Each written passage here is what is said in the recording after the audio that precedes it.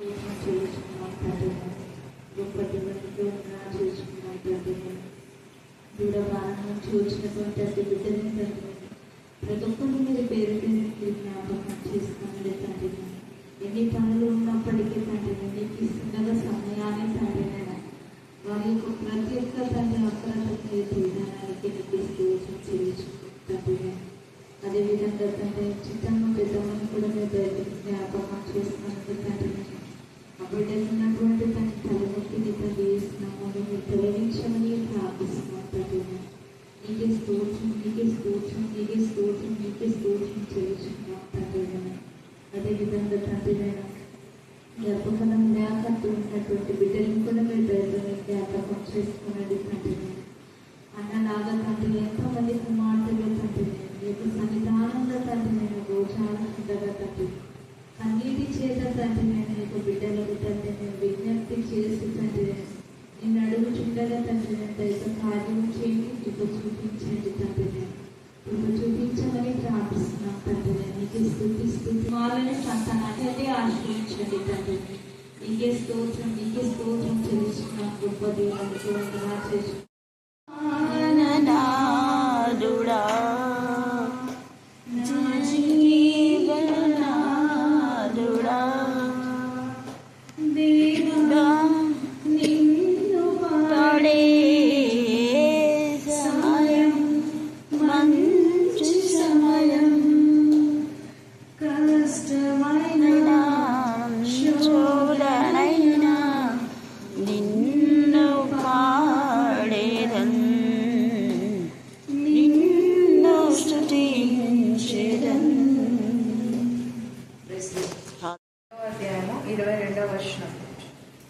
ఇశ్రాయేలు వారలారా, ఈ మాటలు వినుడి.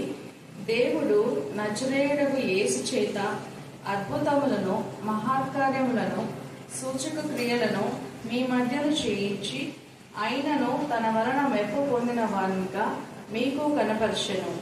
ఇది మీరే ఎరుగుదురు. దేవుడు నిశ్చయించిన సంకల్పమును ఆయన భవిష్యత్ జ్ఞానమును అనుసరించి అప్పగింపబడిన ఈయనను మీరు దుష్టుల చేత సిలువ వేయించి చంపితే మరణము ఆయనను బంధించి ఉంచుట అసాధ్యము గనుక దేవుడు మరణ వేదనలు తొలగించి ఆయనను లేపెను. ఆయనను గూర్చి దావీదు ఇట్లనెను, నేనెల్లప్పుడు నా ఎదుట ప్రభువును చూచుచుంటిని. ఆయన నా కుడి పార్శ్వమున ఉన్నాడు గనుక నేను కదల్చబడను. కావున నా హృదయము ఉల్లసించెను, నా నాలుక ఆనందించదు, మరియు నా శరీరము కూడా నిరీక్షణ కలిగి నిలకడగా ఉండును. నీవు నా ఆత్మను పాతాళంలో విడిచిపెట్టవు, నీ పరిశుద్ధుని కుళ్ళుపట్టనీయవు. నాకు జీవ మార్గములు తెలిపితివి, నీ దర్శనం అనుగ్రహించి నన్ను ఉల్లాసంతో నింపెదవు.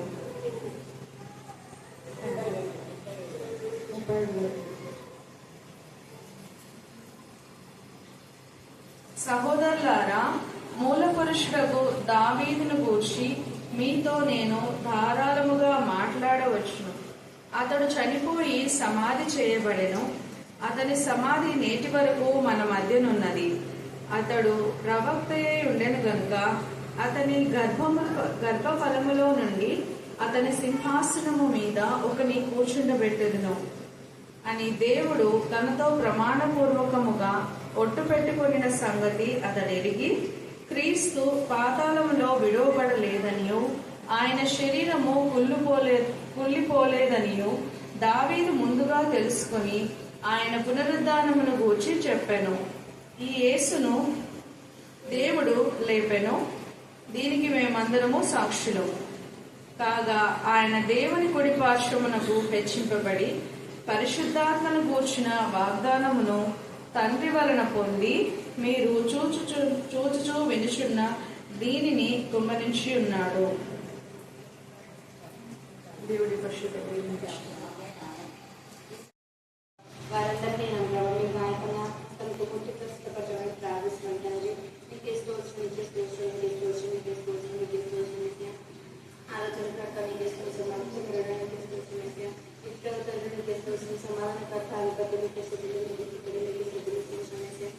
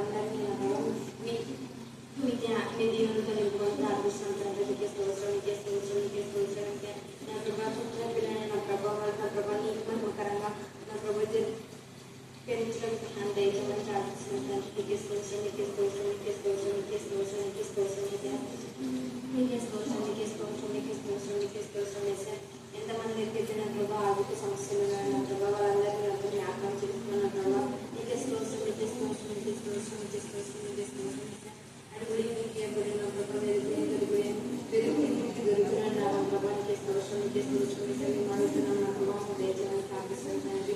నీకే స్తోత్రం ఇస్తే నీకే స్తోత్రం ఇస్తే ఈ రోజు జ్ఞానం కాదు నా ప్రభా పైన వచ్చి జ్ఞానం దయచేయమని ప్రార్థిస్తాం తండ్రి. నీకే స్తోత్రం నీకే స్తోత్రం నీకే స్తోత్రం నీకే స్తోత్రం నీకే స్తోత్రం నీకే స్తోత్రం నీకే స్తోత్రం ఇస్తే నీకే స్తోత్రం నీకే స్తోత్రం నీకే స్తోత్రం నీకే స్తోత్రం ఇస్తే నీకే స్తోత్రం ఇస్తే అవును మీరు ఇక్కడ కట్టుకోతే నా ప్రభా దానికి ఎంత ప్రయాసపడిన పెట్టాలి నా ప్రభా నీకే స్తోత్రం ఇస్తే నీకు వేరుగా ఉండేది నా ప్రభా మేము ఏం చేయలేము నా ప్రభా నీకే స్తోత్రం నీకే స్తోత్రం నీకే స్తోత్రం నీకే స్తోత్రం నీకే స్తోత్రం ఇస్తే ప్రతి దాంట్లో నా ప్రభా నేను స్థుతించిన ప్రభా స్థుతులు దయచేయమని ప్రార్థిస్తాను తండ్రి. నీకే స్తోత్రం నువ్వు చేసిన ప్రతి ఒక్క మేలు నా ప్రభా నీ సన్నిధానం ఎత్తి కట్టిన ప్రభా నీకు స్థుతులు చెల్లించడం సహాయం దయచేయమని ప్రార్థిస్తాను తండ్రి. నీకే స్తోత్రం నీకే స్తోత్రం నీకే స్తోత్రం నీకే కూడా నా ప్రభా మీ వాక్యాలు చదివినారు నా ప్రభా నీకే స్తోత్రం నీకే స్తోత్రం ఆ విధంగా నా ప్రభా టైం తెలుసుకోవడం సహాయం దయచేయమని ప్రార్థిస్తున్నాను తండ్రి. ఈ సమయం నా ప్రభా నీ కీడు సహాయం దయచేయమని ప్రార్థిస్తున్నాను తండ్రి. నీకే స్తోత్రం నీకే స్తోత్రం నీకే స్తోత్రం బంగారం వెండి కాదు నా ప్రభా మా నుంచి మీరు రక్షించండి ప్రభా చేస్తున్నాయి నీ కొడుకు నా ప్రభా మేము హెచ్చించే టైం నా ప్రభా ఆరోగ్యాన్ని బట్టి నీకే స్తోత్రం ఇస్తాను నీకే స్తోత్రం నీకే స్తోత్రం నీకే స్తోత్రం నీకే స్తోత్రం నీకే స్తోత్రం ఈ సంవత్సరంలో ఎంతో మందికి నా ప్రభా ఎంతో మేలు చేస్తామని నీకే స్తోత్రం. కర్నూలు నుంచి సుశీలను మాత్రమే మీరు నడిపించారు. ప్రతి శుక్రవారం తండ్రి నా ప్రభా కర్నూలు నుంచి ముఖ్యంగా గుడ్ ఫ్రైడే రోజు నా తండ్రి వారి విక్రిట్ను శాంతిని కూడా మీరు నడిపించారు. అందుకు కూడా మీకు వందనాలు స్తుతులు స్తోత్రం చెల్లిస్తున్నాం. దేవా నా తండ్రి నడవలేని పరిస్థితిలో కూడా మీరు నడిపించారు.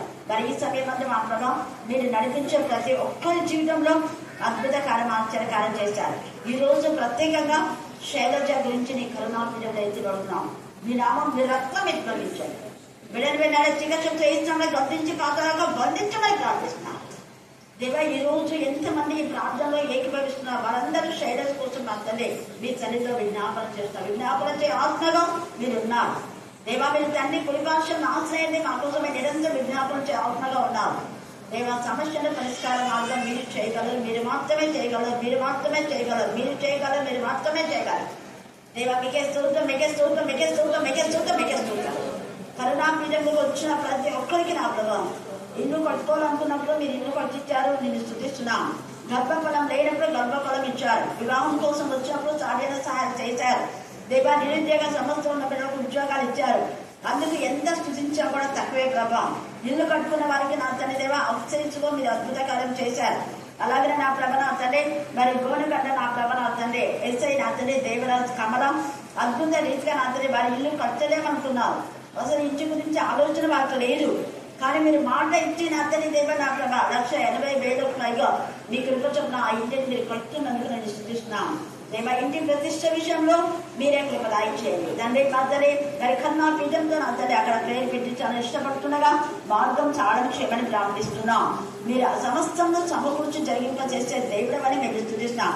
డాక్టర్ భావన విషయంలో అద్భుత కార్యం చేసిన అతని దేవ ఆమె భర్త అతని డిప్యూటీ కలెక్టర్ గా మీరు ఇచ్చిన ప్రమోషన్ కి ఎంత స్తుతించినా కూడా తక్కువే. నిశ్చితమైతే కలెక్టర్ కూడా మీరు ప్రమోట్ చేస్తారో నేను నమ్ముతున్నాం. ఆ ఎగ్జామ్ లో కూడా మీరు తోడుగా ఉండమని ప్రార్థిస్తున్నాం. వారి చెల్లి కూడా మీరు సాధ్యత సాయం దయచేది కాక కోసం భారంగా అంటే కరుణాపీఠంలో ఉన్న ప్రతి ఒక్కరు ఎవరు కరుణాపీఠంలో ఉన్న వాళ్ళంతా ఎవరు క్వశ్చన్ ఇంకా మన ఫ్యామిలీ అర్థమైందా? ఆన్ చేసిన అవసరం మన ఫ్యామిలీ మన కుటుంబం. ఎవరి కుటుంబమో కాదు ఎవరి కుటుంబం చెప్పండి. మళ్ళీ చెప్పాలి గట్టిగా ఇంకా ఇంకా గట్టిగా బయటోళ్ళకి వాళ్ళ కుటుంబం మనదని మన కుటుంబం. అర్థమైందా? మన కుటుంబంలో వ్యక్తులు బాధపడితే ఎంతగా మనము బాధపడతామో అంతకంటే ఎక్కువ. ఎందుకంటే ఇది ఆత్మ సంబంధమైన కుటుంబం. శరీర సంబంధమైన బంధం ఈ రోజు ఉంటుంది, రేపు ఎవరు ఎక్కడ ఉంటారో ఎవరికి తెలియదు. కానీ ఆత్మబంధం ఇక్కడ ఉంటుంది, అక్కడ ఉంటుంది. ఆత్మబంధం గురించి మనం ఈ రోజు నేర్చుకోవేటటువంటి సత్యం ఏంటంటే ఏదే పునరుద్ధానం గురించి మనం మెసేజ్ వినాలంటే బంధం కలిగి ఉన్నాయి. మనం వరుసగా వినుకుంటూనే వస్తున్నాం కదా. పునరుద్ధానం గురించి మరి మధ్యాహ్నం వేళ రాత్రి వేళ మనం ఇలాగా ధ్యానం చేసుకుంటూనే ఉన్నాం. ఈ రోజు పునరుద్ధానం యొక్క ఆశీర్వాదం ఏంటి చెప్పండి. అది చెప్పాలి. సరే, పునరుద్ధానం ఆశీర్వాదాలు అన్నా కానీ మీరు విన్నారు కొన్ని, వినని కొన్ని నేను చెప్తాను. మీ వేలో మీరు చెప్పండి, ఏం ఆశీర్వాదాలు ఉన్నాయి? పునరుద్ధానికి ఆశీర్వాదాలు ఉన్నాయా లేవా? Thank God. ప్రసాద్ వాళ్ళ అక్కడ వచ్చింది. త్వరగా రక్షణ, స్వస్థ. రక్షణ ఒకటి, రక్షణ పెట్టుకోండి. ఆశీర్వాదాలు ఏమేమంటే ఎన్ని ఉంటాయో మీరు కౌంట్ చేసుకోండి. నేను చెప్తూ ఉంటా, మీరు రాష్ట్రం మళ్ళీ అడుగుతా ఎన్ని ఆశీర్వాదాలు అని మరి చెప్పాలి. ఒకటి రక్షణ, రెండోది స్వస్థత, ఇంకా పునరుద్ధరణ. అది పునరుద్ధానం సువార్త. పునరుద్ధానం తర్వాత స్టార్ట్ అయిందే సువార్త. ఫస్ట్ సువార్త, తర్వాత రక్షణ, తర్వాత స్వస్థత. స్వస్థతలు ముందు ఉన్నాయి, కానీ పునరుద్ధానం తర్వాత స్వస్థత ఇంకా ఎక్కువ ఉన్నాయి. ఏసై చెప్పిన మాట నాకంటే ఎక్కువ మీరు చేస్తారంటే దాని అర్థం ఏంటంటే శారీరకంగా ఉన్నప్పుడు ఏసే బ్లెస్సింగ్స్ వేరే, ఆత్మీయంగా తండ్రి అయిన దేవునికి ఆత్మను అప్పగించిన తర్వాత వచ్చే బ్లెస్సింగ్స్ వేరే. అందుకని ఆత్మను తండ్రికి నేను అప్పగిస్తే అప్పుడు ఆత్మ బలపరచబడుతుంది. ఆ పరిశుద్ధాత్మ శక్తి ద్వారా మీరు నేను ఇప్పుడు చేసిన దానికంటే ఎక్కువ చేస్తారన్నట్టుగా ఎక్కువ చేసేవాడు అపోస్తులు. అందుకే అపోస్తుల కాదు మీరు చదివించింది. ఈ యొక్క 2వ అధ్యాయం అంతా మీరు ఇంటికి వెళ్ళిన తర్వాత 10 సార్లు కానీ చదవండి. ఎన్నిసార్లు చదివితే అన్ని లోతైన మర్మాలు దేవుడు బయటపడతాయి. ఎన్నిసార్లు చదివితే అన్ని. నిన్న అందరూ షాక్ అయిపోయినారు. నిన్న వచ్చిన వాళ్ళు ఎంతమంది? నైట్ చాలాసార్లు చెప్పాను నేను ఎంఐ గ్రామస్తుల గురించి. కానీ నేను కొత్త విధానంలో దేవుడు నాకు ఇచ్చిన మెసేజ్ మీకు ఇచ్చింది. హల్లెలూయా, హల్లెలూయా. ఉన్న వాళ్ళు కూడా మొల్ల చెప్పారు. అక్కడ చాలా కొత్త పాయింట్స్ మేము విన్నాము. కొన్ని సంవత్సరాలుగా వింటున్నాము, కానీ ఈ కొత్త పాయింట్స్ మేము నేను చూపిస్తున్నాము. ఈ రోజు కూడా కొత్తగా ఏది అంటే మొదట సువార్తన, రక్షణ, స్వస్థత, ఇంకా ఏమన్నా విడుదల, విమోచన. చూడండి, గుర్తుపెట్టుకోండి, విడుదల, విమోచన. దేనిపైన విడుదల? పాపం నుంచి, శాపం నుంచి కదా, అనేక దుష్ట శక్తుల నుంచి అపవాది క్రియలు నయపరిచినాడు. ఏమేమైతే చెప్తున్నానో అవన్నీ మీరు హృదయంలో రాసి పెట్టుకోండి. మనం ఏది ఊరికి ఇక్కడ ఆశమాసిగా ధ్యానించి చెప్పుకొని వెళ్ళడం కాదు. విడుదల, విమోచన అని చెప్పినటువంటి మరి మీరందరూ కూడా చెప్తే దానికి ఏమికేమిస్తే 100% మీ లైఫ్ లో కూడా విడుదల, విమోచన ఉంటుంది. దేనికి విడుదల, విమోచన అంటే పాపం నుంచి, శాపం నుంచి, అప్పుల నుంచి, ఆర్థిక సమస్యల నుంచి, తర్వాత ఎన్ని బాధలు కుటుంబంలో ఉండే వాటి నుంచి విడుదల, విమోచన. తర్వాత అపవాది కొంతమందికి గర్భం కాకుండా చేస్తుంది, అది అపవాది క్రియలే. ఎందుకంటే గర్భఫలం ఇచ్చే బహుమానం యెహోవా ఇచ్చే బహుమానం. దేవుడి బహుమానము మనం పొందుకోకుండా అపవాది యొక్క జిమ్మిక్స్ అది. కాబట్టి రోగాలు దేవుడు ఎప్పుడు తేలా. రోగాలు ఎక్కడైనా దేవుడు ఇచ్చినాడు తేలా. శాపం రోగాలు ఎవరికి ఇచ్చినాడంటే దేవుని విరోధులకు రోగాలు వస్తాయి. ఎవరికి అంటే ఫరో వరకు 11 రోగాలు వచ్చినాయి. కానీ మళ్ళీ దాని నుంచి వేసేది మళ్ళా తండ్రి అయిన దేవుడే స్వస్థపరిచిన దేవుడే. అంటే బాగు చేయవాడు ఆయనే, గాయం చేయవాడు కూడా ఆయనే, ఇచ్చేవాడు ఆయనే, తీసుకునేవాడు కూడా ఆయనే.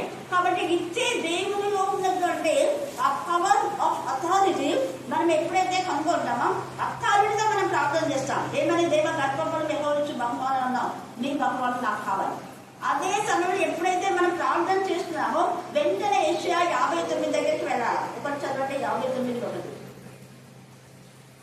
ఆయన విడుదల, ఆయన విమోచకుడే, ఆయన రక్షకుడే, ఆయన స్వస్థపరచువాడు. ఇవన్నీ ఇప్పుడు మీరు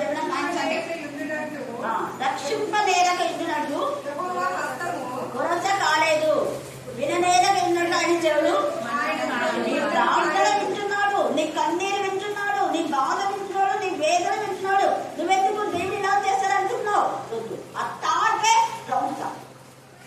రక్షింపనేరకున్నాడు యెహోవా పుస్తకాలు వినేరకున్నాడు ఇచ్చాడు మందకాల. కానీ మీకు దేవుడికి ఏమొస్తున్నాయంట? మళ్ళీ చెప్పాలి, దోషములు అనే దగ్గర అండర్లైన్ చేసుకోండి.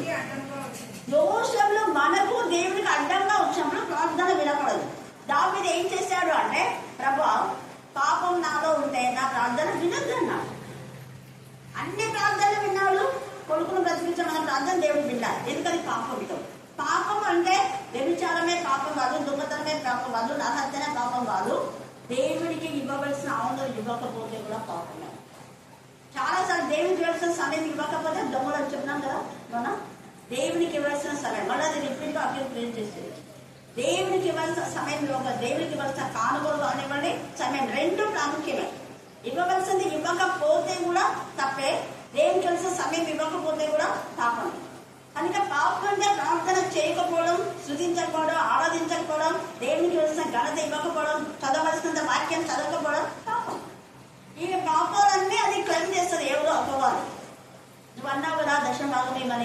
మరి దశభాగం 3 గంటలు ఆడిస్తున్నారు వాళ్ళు. నేను ఒక మనుషులు అనుకుంటే నన్ను తీసి నరకంలో పడేసి వాళ్ళకు నువ్వే కదా ధర్మశాస్త్రం విధించినావు. మరి వాళ్ళ ఆజ్ఞ అతిక్రమే పాపము. 3 గంటలు ఏమంటే వాళ్ళు అర్ధ గంట ఇస్తున్నారు, 5 నిమిషాలు ఇస్తున్నారు. అదే ప్రార్థన ఎత్తుంటే వాళ్ళ ప్రార్థన. ఇది సంగతి. దేవుడేమో ఆశీర్వాదం నా బిడ్డలకి ఇవ్వాలని ఆశీర్వాద ప్రార్థన తీసుకొని మన దగ్గర పెట్టబోతుండే వాడు అడ్డు లేదు ఇంకో ఎందుకు అంటే నన్ను మనుషులు అనుకుని నేనేం పెద్ద పాపం చేసినానే. చిన్నగా మనుషులో దేవుని యొక్క స్థలంలో దేవుడు ఉంటే బాగుంటుంది అన్నా. నీకు ఈక్వల్ ఉంటే ఏం తప్పదు. అది నీకు ఈక్వల్ ఉన్నాను అనుకున్నా. నేనేం పెద్దగా కోరిలా కదా.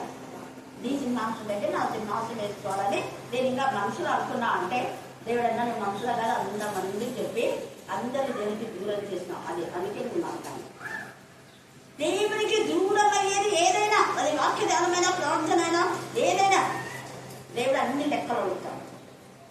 ఆ లెక్కలు చూసినప్పుడు మనం సరిగా ఉండాలి అంటే ముందు మన యొక్క ప్రవర్తన దేవుడికి ఇవ్వాల్సిన ప్రతిదీ మనం సరిగా ఉండాలి. అదంట. తర్వాత ఇంకేం చెప్పాలి? విస్తరించుట. Thank God. చూడండి ఎంత బాగా. అందుకే మీతోనే నాకు మీలో పునరుద్ధరణ శక్తి వచ్చింది. రోజు మంది పునరుద్ధరణతో దేవుడు నింపినారు. అందుకని వెంటనే టాపిక్ ఇది అయిపోతుంది. మళ్ళీ వేరే పని చెప్పాలి. విస్తరించుట, అభివృద్ధి చెందుట, ఫలించుట. మీరు ఫలించుడి, విస్తరించండి, అభివృద్ధి చెందిందండి. దీనికి మత్తయి సువార్త 28లో సమస్త జనం నాకేం చేయాలా? శిష్యులు. సమస్త జన శిష్యులుగా చెయ్యండి అని మత్తయి సువార్త చెప్పాలి. సేమ్ అదే మనం చూస్తే ఇక్కడ యోహాను సువార్త 20లో మగ్దలేనే మరియా ఆ శిష్యులకే వాక్యం చెప్పింది. అంటే వాళ్ళని ఆత్మీయంగా ఎంకరేజ్ చేస్తుంది. వాళ్ళంతా ఆత్మలో పడిపోయినారు. ఆత్మలో పడిపోయిన తలుపులు వేసుకొని భయపడుకుంటూ అనుకుంటున్నారు. అలాంటి శిష్యులను ధైర్యపరిచి సువార్త ప్రకటించి వాళ్ళను విస్తరించ చేసి వాళ్ళ సువార్త ప్రకటించడానికి వాళ్ళ ధైర్యంగా ఏదైనా ఎదుర్కోవడానికి ధైర్యపరిచింది. అలా సువార్త ఎవరికైతే ప్రకటించిందో ఫలించారో ఆ ఆత్మలన్నీ మగ్దలేని ఆత్మ గర్భము ఫలించింది. మగ్దలేని మరియు అన్మ్యారీడ్, కానీ ఆమె ఆత్మలో ఎన్ని ఆత్మను సంపాదించుకుందో. ఈ మధ్యాహ్న ఆలోచన ఏముందు? శారీరకమైన గర్భం ఫలించకపోయినా ఆత్మ గర్భాలు చాలా చాలా కాదు. ఆత్మ సంతతిని దేవుడు అడుగుతాడు. దేవుడు సంధికి పోతే ఏమా నీకు ఎంతమంది పిల్లలు? నీ మొగుడు బాగున్నాడా? నీ అమ్మ బాగుందా? నీ అన్న బాగున్నాడా అంటారా? లేదు. నీ అన్నను రక్షించావా? నీ భర్తను రక్షించావా? నీకు ఎంతమంది ఆత్మ పిల్లలు? అదే అడుగుతాడు. వాళ్ళే మనతో పని వచ్చేది. ఈ లోపు సంబంధమైన పిల్లలకు రక్షణ ఉండదు. వాళ్ళకి ఎంతసేపు ఉద్యోగాలు వాళ్ళు బాగుంటుంది. ఉద్యోగాలు తినుము తాగును చూపించు. అలాంటి వాళ్ళు ఏం పోతారు? పనిలో పనికి ఎక్కువ. వాళ్ళు ఎన్ని అన్నదానం చేసినా, గోదానం చేసినా, బట్టలు ఇచ్చినా, ఏమి ఇచ్చినా కూడా అవన్నీ సున్నానే అంటాం. ఎందుకు? ఆయనకి ఇవ్వాల్సిన సమయం ఆయనకి ఇవ్వాలి. ఎవరైనా ఎంత పెద్ద కలెక్టర్ అయినా కూడా, ప్రధానమంత్రి అయినా కూడా, ఎప్పుడైతే ఒక ప్రధానమంత్రిగా ఉన్నటువంటి బొద్దకాయ గేట్ కీపర్ వాచ్మెన్ ప్రధానమంత్రి అయిన తర్వాత ఎంతగా దేవుని స్తుతించాడు. అలాగే దావీదు రాజు 40 సంవత్సరాలు ఏలాడు. తర్వాత ఎన్ని మొత్తం చుట్టుపక్కలంతా పీస్ వచ్చేసింది. అలాంటి దావీదు ఎంత బిజీ షెడ్యూల్లో ఉన్న దావీదు ఏమంటున్నాడు? 25వ వచనం చదవండి. అపోస్తల కార్యము 2వ అధ్యాయము. ఆయనను గూర్చి దావీదు ఇట్లా నేను ఎల్లప్పుడూ నా ఎదుట ప్రభువు చూచుచుంటేనే. ఎంత బాగుంది పదం. పదే మనం ధ్యానం చేస్తున్నాం. 24 గంటలు దావీదు చూస్తున్నా అంట. మరి మనం దాని అర్థం ఏంటంటే ఆయన రాజుగా ఉన్న వాక్యం ఆయన ముందు కళ్ళ ముందు. ఆయన ఏదైతే ఆ రోజు ధ్యానం చేస్తున్నాడో ఆ ధ్యానపు వాక్యం ఒకవైపు ఉంది, ఒకవైపు పనులు చేస్తున్నాడు. రాజుగా పనులు చేస్తున్నాడు. ఇన్ ద సేమ్ వే దేవుడి వాక్యం మైండ్లో ఉంది. అందుకని ఆయన ప్రతి ప్రార్థనకు జవాబు వచ్చింది. రాత్రి నేను ప్రార్థన చేసిన ఉదయం సంతోషంతో నన్ను ఆశీర్వదించిన ప్రభా, నా ప్రార్థనకు జవాబు వచ్చింది. నేను రాత్రి చేసిన ప్రార్థనకు ఉదయమే జవాబు వచ్చేసింది. ప్రార్థన ఆందమే. ప్రార్థన అసలు ముగియనే ఇంకా చేస్తూనే ఉన్నాం. కానీ వెంటనే ఏమొచ్చింది? జవాబు వచ్చింది. కారణం ఒక్కటే, దానియాలు అన్ని పక్కన పెట్టేసి దేవుడికి వస్తూ ప్రయత్నించాడు.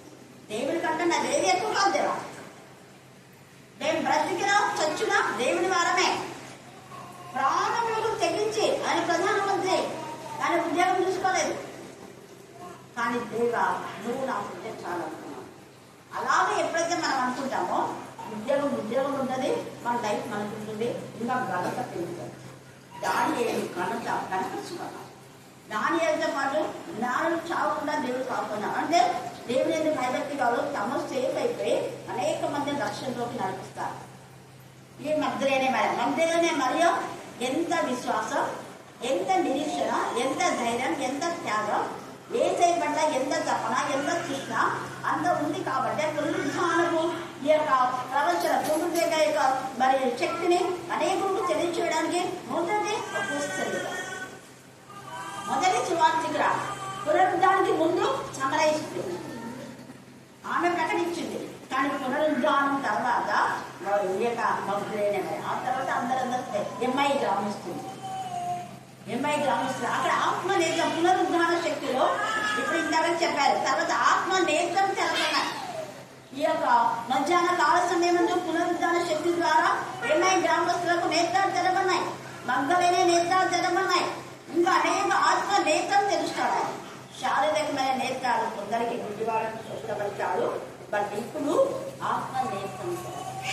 అప్పుడు అనాలి మనం, ప్రభా నీ ఆత్మ ప్రత్యక్షత మాట్లాడితే ఆశ్చర్యమైన సంగతులు చూడడానికి మన నేత్రం చెప్పండి ప్రభా అని మనం ప్రార్థన చేస్తే తెలియని ఎన్నో విషయాలు దేవుడు మనకు తెలియజేస్తారు. పునరుద్ధానం గురించి చెప్తున్నా కదా, వందల ప్రసంగాలు ఉన్నాయి.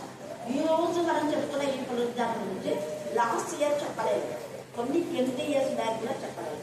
అప్పుడు చెప్పింది దేవుడు ఎంతగా తవ్వుతూ ఉండే కొత్త జలాన్ని నేర్పిస్తాం. మన భూమి తవ్వుతూ ఉంటే విలువైన వస్తాయి. మొగ్గు వస్తుంది, ఇనుము వస్తుంది, తర్వాత మ్యాంగనీస్ వస్తుంది, ఎంత వస్తుంది, గోల్డ్ వజ్రాలు ఉన్నాయి కదా, గోల్డ్ ఉంటుంది, అన్నీ ఉంటాయి. ఎంత తవ్వితే అంత విలువైన ఖనిజ సంపదలు అనుకున్నారు. సేమ్ ఈ యొక్క దేవుడి యొక్క వాక్యము ఖనిజ సంపద. ఈ సంపదను మనం తవ్వుకోవాలి, తవ్వకుండా ఏం రాదు. నువ్వు కొంచెం తవ్వితే నీకు బొగ్గే కలపడు, నువ్వు కొంచెం పైపైన చదివితే అంతే. కానీ ఎక్కువగా డీప్గా మనం చదవాలి. దేవుని వాక్యం ఎంత ఎక్కువగా చదువుతామో అన్ని ఆశీర్వాదాలు దేవుని మన పునరుద్ధాన శక్తి ద్వారా మనకి ఆత్మ నేత్రం తెరపడ్డాం. ఆ యొక్క ఎంఐ గ్రామస్తులకు 24 లూకా, తర్వాత మా యొక్క మనం చూస్తే యోహాను సువార్త 20. తర్వాత చెప్పండి ఇంకా పరిశుద్ధాత్మతో శక్తితో పునరుద్ధారణ అయిన తర్వాత మీరు పట్టణంలో నిలిచిండు పైనుంచి శక్తి పొందు 24 కూడా చెప్తాడు. లూకా 24లో పైనుంచి శక్తి పొందు వరకు ఎక్కడ ఉన్నామన్నాడు. అందరూ చెప్పారా? మళ్ళీ చెప్పారా? ఉండమంటే ఉంటారా? పురుగులాగా అక్కడిక్కడ తీసుకుంటుంటారు. పట్టణంలో నిలిచిందంటే ఆ పట్టణంలో నిలిచి ఉండలేదు. అక్కడ 21లో ఏం చేస్తున్నాడు? అక్కడ పేదలు నేను చేపల పట్టణంకి పోతా అన్నాడు. ఏసై చెప్పింది పట్టణంలో నిలిచిండాలి. నిలిచి ఉండడం అంటే దేవుని స్తుతించడం, మహిమపరచడం, గణపరచడం. ఎంఐ గ్రామస్తులు అది విన్నారు కాబట్టి ఏసైని వెతకడానికి వెళ్ళారు. ఎంత తపన ఎంఐ గ్రామస్తులకు.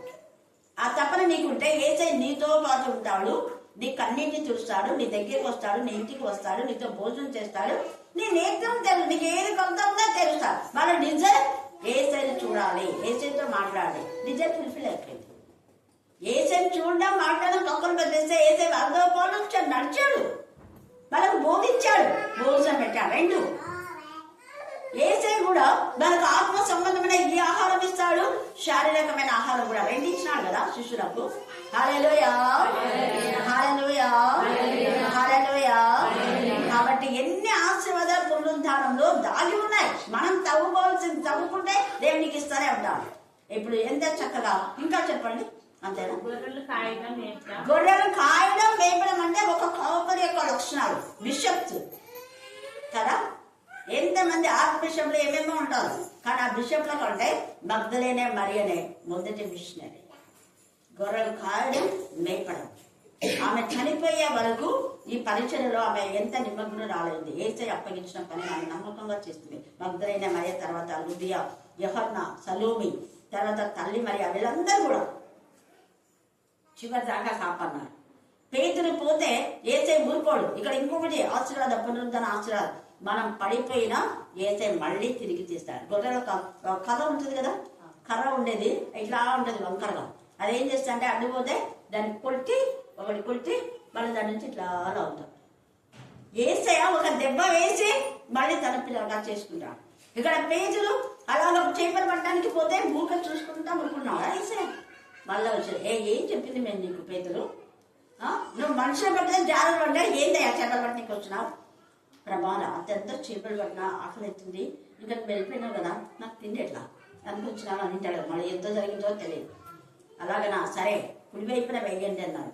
చెప్పిన మాట అతిక ప్రశ్న చేయాలి. మనమైతే ఆడ కుడివైపు వేసాయా, రాత్రి అంతా పోయినాం, రాత్రి అంతా పడినాం. దోణి యొక్క కట్లను విప్పి కుడివైపు వేస్తే పట్ట జాగ్రత్త విస్తారమైన చేపలు. దేవుని మాటలో అంత శక్తి ఉంది. మన దేవుని మాట వినకనే మన బతుకులు ఇలా తయారవుతాయి. దేవుని మాట ఉన్నట్టుగా లోపల అంతే, మళ్ళీ ఆప్షన్ చేయకూడదు, వేరే మాట మాట్లాడకూడదు. ఎంత ఇదిగా అక్కడ పేతురు వాళ్ళ దోణి నింపడమే కాకుండా మళ్ళీ పక్కన వాళ్ళకు కూడా బ్లెస్సింగ్స్. నువ్వు ఆశీర్వదించబడ్డావు, అనేకులకు ఆశీర్వాదకరంగా ఉంటావు. పునరుద్ధాన శక్తి, పునరుద్ధారణ యేసయ్య ఉన్నప్పుడు పట్టిన చేపలు చాలా. యేసయ్యనే వారికి భోజనం పెట్టి కాల్చి చేపలనిచ్చి రొట్టె ఇచ్చి ఆయన కూడా తిన్నాడు. హల్లెలూయా, హల్లెలూయా. పునరుద్ధానంలో నీకు కొరత అనేది ఉండదు, సమృద్ధి ఉంటుంది. చేపల యొక్క ఆస్తి చూసి విస్తుపోయారు వాళ్ళు, ఆశ్చర్యపడ్డారు. పునరుద్ధాన శక్తిలో అంత ఉంటుంది. నీకు కావలసినవన్నీ ఆయన సమకూరుస్తాడు, ఏది తక్కువ చేయడు. ఎంఐ గ్రామస్తులతో వెళ్ళి భోజనం చేశాడు. ఇక్కడ తన శిష్యులను కూడా మళ్ళీ 40 సార్లు కనపడినాడు యేసయ్య వాళ్ళకు. 40 రోజులు ఉన్నాడు. ఇంకా 40 సార్లకి ఎక్కువనే కనపడవచ్చు. గ్రంథంలో కొన్ని మాత్రమే రాశారు. ఆయన ఎప్పుడెప్పుడు ఎక్కడెక్కడ కనపడింది. తర్వాత ఇంకా చెప్పండి. ఆరోహణం అయిపోయింది. ఇంకా ఉన్నాయి. తర్వాత మెయిన్దే చెప్పాలి. సమాధానం, పునరుద్ధానంలో ముమ్మారు సమాధానం. లూకా 24లో చెప్తాడు. తర్వాత యోహాను సువార్త 20లో మీకు సమాధానం కలుగుగా, మీకు సమాధానం, ముమ్మారు సమాధానం, సమాధానం, సమాధానకర్త, ప్రిన్స్ ఆఫ్ పీస్. యెషయా ముందే ప్రవచించాడు. యేసయ్య పునరుద్ధానం ద్వారా చేసినవన్నీ లేఖనం యొక్క నెరవేర్పు. లేఖం నెరవేర్పు కాకుండా వేరేది ఏది చేయడు, అంతా లేఖం నెరవేర్పాయి. ఆయన ఆశ్చర్యాలు చేశాడు, ఆశ్చర్యపోయారు వాళ్ళ చేపల రాష్ట్రకి. ఆయన అద్భుతాలు చేశాడు, వింత కార్యాలు, గొప్ప కార్యాలు, సూచక్రియలు చేసే దేవుడు. మన రాజ్య భారం మోసేవాడు, మనకు నిత్యుడగు తండ్రి. నీ తండ్రి నేను సరిగా చూడకపోయినా ఆయన నిత్యుడగు తండ్రిగా నీ ప్రతి అవసరం తీర్చుతాడు. నీ తల్లిదండ్రులకు బాధ్యత భారం లేకపోయినా నీ తండ్రికి, పరలోక తండ్రికి నీ పట్ల బాధ్యత భారం ఉంది. ఆయన భరించేవాడు. భర్త సరిగా లేకపోయినా నేను భరించేవాడని అంటాడు. భరించేవాడు, బాధ్యత వహించేవాడు భర్త అంటే. భర్తకు నిర్వచనం. అందుకనే వివాహంలో దైవికమైన వివాహం జరగాలని మొన్ననే నేను ఒక మెసేజ్ పంపించాను. చాలా మంది చూశారు, సంతోషపడ్డారు. హల్లెలూయా. వివాహానికి ముందు బ్యాప్టిజం లేకుండా, వాళ్ళకు మారుమనసు లేకుండా, రక్షణ లేకుండా, రేపు పెళ్లి అంటే ఈ రోజు పెళ్లి అంటే పొద్దున బ్యాప్టిజం ఇచ్చి వాళ్ళకి పెళ్లి చేస్తే ఎలా నిలబడతారు పెళ్ళిళ్ళు? మన పైగా దేవుని మందిరంలో ఎంత ధైర్యం! దేవుని మందిరంలో ఎవరికి చేయాలి? రక్షణ పొందిన వాళ్ళకి వివాహం చేయాలి. మారుమనసు విషయమైన బ్యాప్టిజం ఏమైనా యేసయ్య చెప్తే, పాపక్షమాపణ విషయమైన బ్యాప్టిజం ఏమని చెప్తే, మనల్ని డబ్బుకు అమ్ముడుపోతే అంతకంటే మేమేం డబ్బు తీసుకోవాలా అంటారేమో. కానీ డబ్బు తీసుకోకపోతే మరి యథార్థంగా చెప్పు, వాక్యంలో ఇలా ఉందయ్యా నేను చేయను పెళ్లి. ఏం చేస్తారు వాళ్ళు? తీసేస్తారు. పని తీసేస్తే 4 లక్షలు పోతాయి, 3 లక్షలు పోతాయి. లక్షలకు ఆశపడి పెద్దోళ్ళు ఏం చెప్తే అది పెద్దలకు రక్షణ సరిగా లేదు. వాళ్ళని ఎవరో మేటి పెద్దలని ఎన్నుకుంటారు. వాళ్ళకు వాక్యం తెలీదు. వాళ్ళు నూనె రాసి ప్రార్థన చేయాలి. పెద్దలు అంటే మేటి పెద్దలు కాదు, సంఘంలో అనుభవం గల పెద్దలు, మేరీ టీచర్లు అంటాడు, అనుభవం ఉన్నవాడు. నేను అందుకే అప్పతో ప్రేర్ చేయించాను. అలాంటి వాళ్ళతో ప్రేర్ చేయించుకోవాలని ఎప్పుడైనా చెప్పినారా? ఎవరైనా పాస్టర్ అయిపోయిందా? చెప్పాలి. వాళ్ళకి కావాల్సింది ఏంటి? Money mind. పెద్దలతో వాక్యంలో ఇంటర్ మీనింగ్ అదే. మేటి పెద్దలు కాదు, ఆత్మ సంబంధమైన పెద్దలతో నూనె రాసి ప్రార్థన చేయించుకోండి. వాళ్ళు నూనె రాసి ప్రార్థన చేయరు. అలాంటి వాళ్ళ సలహాలు ఎలా తీసుకుంటారు? రక్షణ పొందిన వాళ్ళకే పరిశుద్ధమైన వివాహం. వెడ్డింగ్ కార్డులో ఏమని రాస్తాం చెప్పాలి మీరే త్వరగా? వివాహం గొడవైంది అంటారు. మరి అడగడం దేవునే కనుకొస్తారు. ఆడ వాక్యాలు కనుక ఇప్పుడు అంత అరుస్తుంటే ఇప్పుడు పడుతున్నారు, వాక్యాలు కనుక్కున్నారు. లేకపోతే వాక్యాలు కలుపులో ఇంత ఇదిగా డెకరేషన్ చేస్తుంటారు. ఇప్పుడు అరుస్తున్నందుకు కొంచెం అది కూడా మళ్ళీ ఇంకో కొంచెం కనపడకుండానే ఇస్తుంటారు.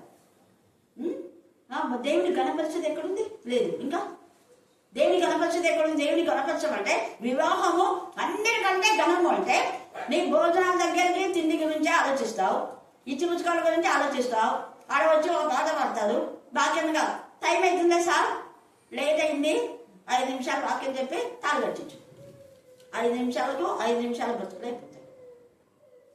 పెళ్ళి అంటే అదేనా? పెళ్ళికి అనేక మంది వస్తారు, పండగలకు రాదు.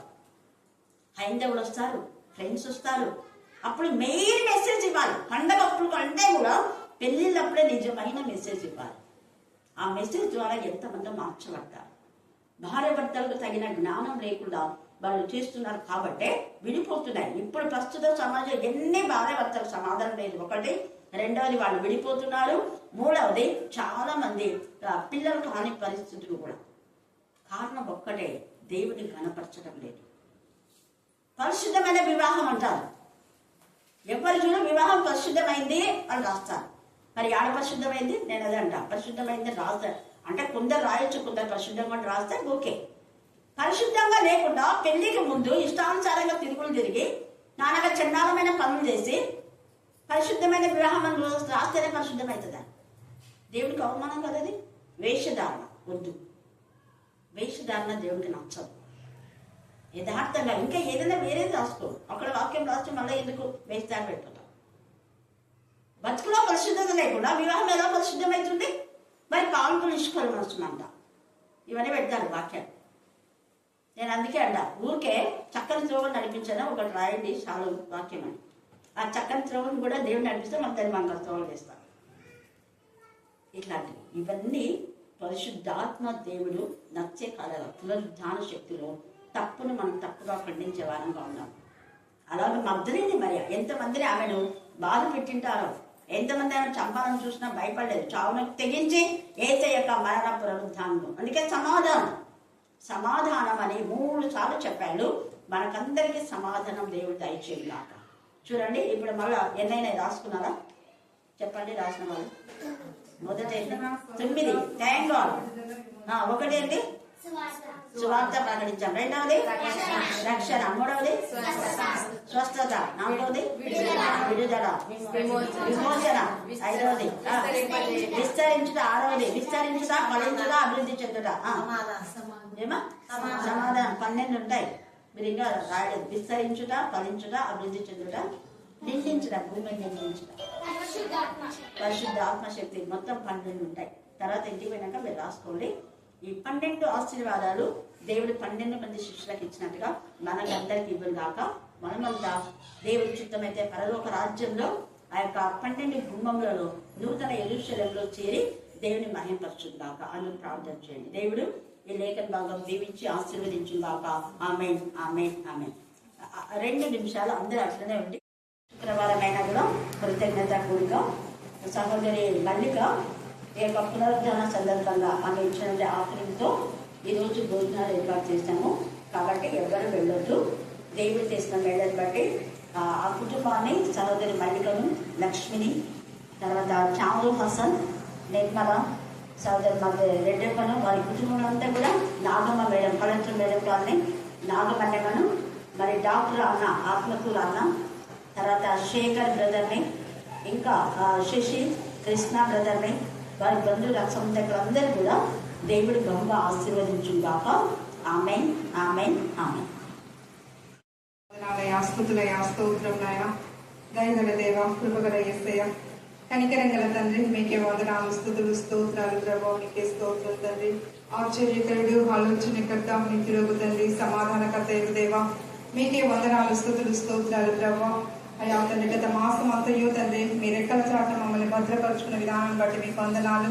అయా గుడ్ ఫ్రైడే, అయా తండ్రి ఈస్టర్ పండుగ ప్రభా, పునరుత్థాన పండుగను తండ్రి మేము చేసుకోవడానికి మీరు ఇచ్చిన కృపను బట్టి మీకు వందనాలు, స్తుతులు, స్తోత్రం నాయన.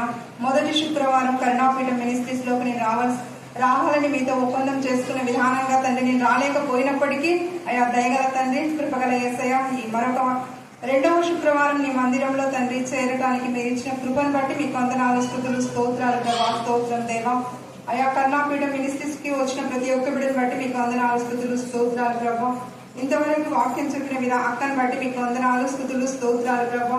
అవునయ్యా మేము రక్షణ పొంది ఉన్నామని అనుకుంటూనే ఉన్నాం, కానీ ప్రభా ఎంత మటుకు తండ్రి మేము ఎలా నివసిస్తున్నామో, రక్షణ పొంది కూడా ప్రభా ఎంతో మందికి స్వార్థ చెప్పలేని స్థితిలో మేము ఉంటున్నాం అయ్యా. అయ్యా దయతో ప్రభా ఆ స్థితి నుంచి విడిపించమని ప్రార్థిస్తున్నాం తండ్రి. అవునయ్యా మీ నామంలో విడుదల ఉంది అయ్యా తండ్రి. అయా పాపం నుంచి మేము విడిపించిన ప్రభా అయా సంపూర్ణమైన అయా తండ్రి బలంతో అయా మీ వాక్యాన్ని ప్రకటించే వారిగా మేము ఉండటానికి మీరే కృప చూపించమని ప్రార్థిస్తున్నాం తండ్రి. అయా ప్రభా అలాగనే శైలిని బట్టి కూడా మీకు వందనాలు, స్తుతులు, స్తోత్రాలు ప్రభా. అయా తండ్రి మరి శేషుని జ్ఞాపకం చేసుకుంటున్నాం తండ్రి. ఈ దినం తల్లి ఆ బిడ్డకు మరొక సంవత్సరం దయా కిరీటాన్ని దయచేసిన విధానాన్ని బట్టి కూడా మీకు వందనాలు, స్తుతులు, స్తోత్రాలు ప్రభా. అయా తండ్రి మల్లిక సహోదరుని బట్టి కూడా మీకు వందనాలు, స్తుతులు, స్తోత్రాలు ప్రభా. అక్కకి ఎంతమంది ప్రేయర్ రిక్వెస్ట్ ఇచ్చింటున్నారనైనా వారందరినీ జ్ఞాపకం చేసుకోమని ప్రార్థిస్తున్నాం తండ్రి. వారి ప్రార్థన రిక్వెస్ట్లన్నీ ప్రభా అయా సాక్ష్యంగా మీరు మారుస్తున్నారయ్యా. అందుని బట్టి మీకు వందనాలు.